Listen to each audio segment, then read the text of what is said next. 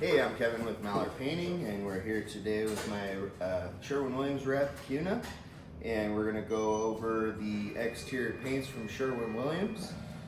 First off, I got these lined up in order from So we'll say entry level. Entry level to best, very best, and we're just going to kind of go over each product. Sherwin-Williams A100. This is going to be a contractor grade paint. Apartment buildings, Yep. A lot of those larger scale jobs is Yep. kind of what it's manufactured for. So, great product for larger scale work, but overall probably considered our more cost efficient product. Yeah. Old school tried and true SuperPaint. This has been a staple with Sherwin-Williams. My dad was using this back in '96 when I started painting. It's still here. Yeah. Probably been reformulated once since then. But this is the entry. This is my entry level product. Yeah. This is our most fastest moving product for sure. It's very common. Great all around product for its mid range cost. You get great coverage out of it, great durability. So that's a lot of contractors like that even balance. So very great product. I mean it's probably what you use most of. A lot of my contractors in the Hillsborough area lean towards the SuperPaint for most of their jobs. So very great, all around product, I'd say. Yeah, if you have an account and a rep with Sherwin-Williams, they can negotiate some pretty good pricing on this. Yeah. You can make a little bit more on your paint jobs. Yeah.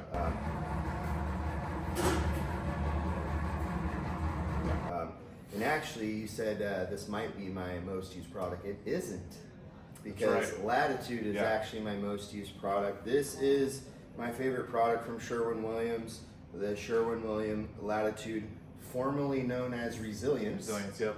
And maybe you can talk a little bit about why they switched from Resilience to Latitude. Yeah, so the Latitude implemented, I'm going to say a little over a year ago now. We put something in there. It's the Flex Temp technology. So just as the Resilience was able to be applied and dry in those colder temperatures with like a surface temperature usually around 35, as low as 35 degrees, it can be applied on the other side of the spectrum, which going over surface temperatures as high as 100 degrees. So that portion of or that feature of this product is more commonly utilized in areas like Arizona or California, right? But it has that really wide range to kind of extend your exterior seasons. We get a lot of cold weather here, a lot of wet rain too. So that allows us to have that early moisture resistance, is where it's really heavily utilized in the Pacific Northwest. So yeah, and remember, Kuna said surface temperature. Yes, surface not temperature. 100 degrees outside. Because Yes. if you go put your hand on the south wall when it's 100 degrees, that wall's probably going to be about 150, 160 degrees. Yeah.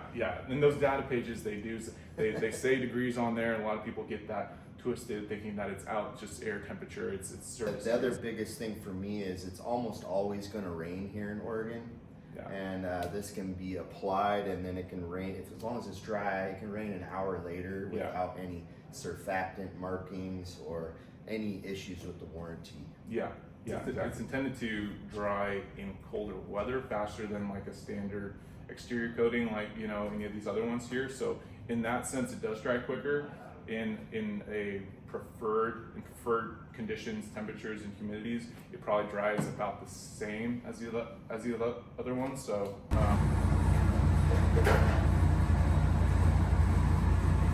And next up to bat, duration, another product. This was Sherwin-Williams' top tier product for many years until the Emerald came out. Much heavier body, like Kevin said. So because of that, there's going to be certain jobs where that works in your favor. Others where you might want to explore other options. An example of that is working with cedar siding. With that heavier body, it kind of adds more stress to the cedar fibers on that surface level. So that can sometimes cause some issues. But on the flip side, that heavier body does provide some more durability. For me, I'm a big fan of this on brand new hardy plane. Yeah. because it's extremely porous, it's extremely thirsty. We want to get some high build on it, good nice sheen on it, and I'm not a fan of this for cedar houses. And the reason why is I feel like people have a tendency to over apply this product. Yeah. And if you back roll the first coat and spray another big fat coat of this on it, you're way thicker than the manufacturer's recommended thickness, which suffocates old coats of paint, leads to bubbles. I've never had more issues on with bubbles than using duration specified by the customer against my better judgment. When there's multiple layers below it, and it's generally not the duration that's bubbling, it's suffocating the old layers, causing those layers to pop off underneath this. So great product for first time paint jobs, any hardy plank houses. Other than that, I'd probably stay away from the cedar with this product. Yeah, I'm glad you touched on that too. It's got a lot of other great bells and whistles that I just feel like I should mention. You know, there's antimicrobial additives added to, you know, majority of these products, but it's definitely relevant in the duration and up when it comes to, you know, resistance to mildew and mold buildup over time. So if you have a lot of exposure to those or had a history of issues like that, then duration would be a great option. But again, you kind of have to factor in the type of siding that you're working with too. So.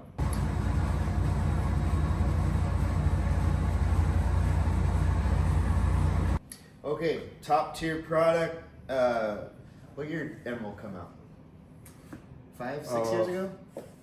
I think more than that. I think it's probably closer to 8. Yeah. Okay. 8 years ago. 2018, 2017. Yeah. Yeah.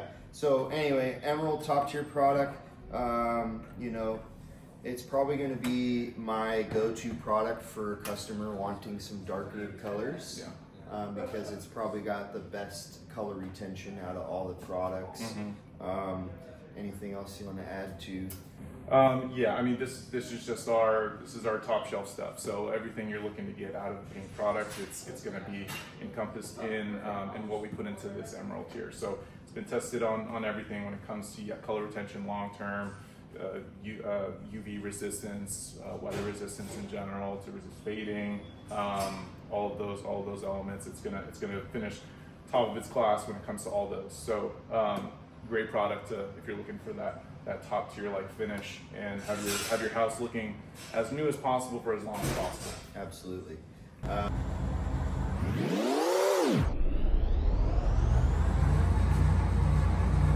Emerald Rain Refresh.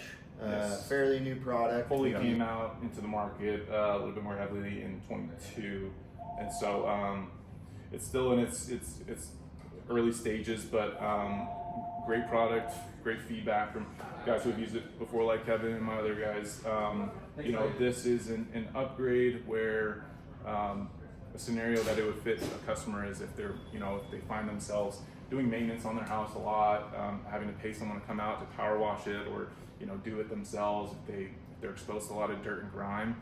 This kind of eliminates that issue. So dirt, grime, anything that's getting on the siding, it is repelled off when water hits it as it rains, or if you find yourself going out there, it's just like a light wash with a water hose. I mean, this stuff comes right off with the water. So just as the Emerald keeps your house looking brand new for as long as possible, this does the same and then some, right? So the investment here that you would pay in addition to these other products would be money that you would save otherwise doing power washing yourself. So great product. I would refer to this as like Rain-X paint. So any dirt would just slough off every time it rains, refreshing your home, making it look good for maybe twice as long as the A100. With that is the 5 products. Next we'll go into maybe color retention. Yeah, let's do it. Okay, next we're going to talk about color retention and the different bases. With duration, we have 4 bases, and most have 3, right? Yeah, most just have an extra white, deep, ultra. Some will come in a super white base, which the SuperPaint does. SuperPaint and duration only. Yeah. Yes, they have the super white. Emerald has one in addition as well. Emerald has a high reflective base, which is normally intended for interior products. That would be like your super bright yellows, orange, just allows us to safety get those, colors. Exactly. Yeah, much brighter and vibrant whites. And so super white obviously would be if you're doing your extra white, or you're maybe painting white over black or something like that, and you need better coverage. Yeah, we don't normally tint this one. It's used as just its stock white, but it's got really great coverage, so that's the main benefit of that one there. Moving up to extra white, this one is our most standard base that we tint to. So what gives it its coverage is the pigment additive, the titanium oxide. So the more of that's in it allows it to cover, not allow anything that's underneath it to bleed through. And the less of it we have, like in the deep and ultra deep base, you'll see that we kind of have some visuals here that anything below, it's slightly more transparent. So it allows us to tint into deeper colors. It's got more room for adding coloring to it. But the trade-off is that these obviously don't have any tint added, so the packaged color is pretty transparent the further you move. So you can see that the ultra deep base coverage isn't going to be as good as deep. Deep's a little better, and best in extra white, and then super white would actually be even better than that, which that's just one coat. So going to color retention, I always want to try and find the best ROI on a paint job for my customer. So obviously they would not want to pick forest green, which would be shot in ultra deep, because that is going to fade quicker than, say, a white house with no colorant. Yeah. It's going to have better coverage, and there's zero colorant to fade. Yeah.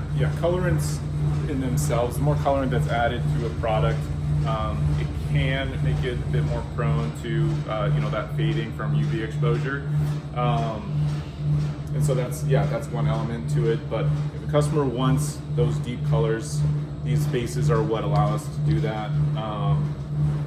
If we're talking about longevity too, right?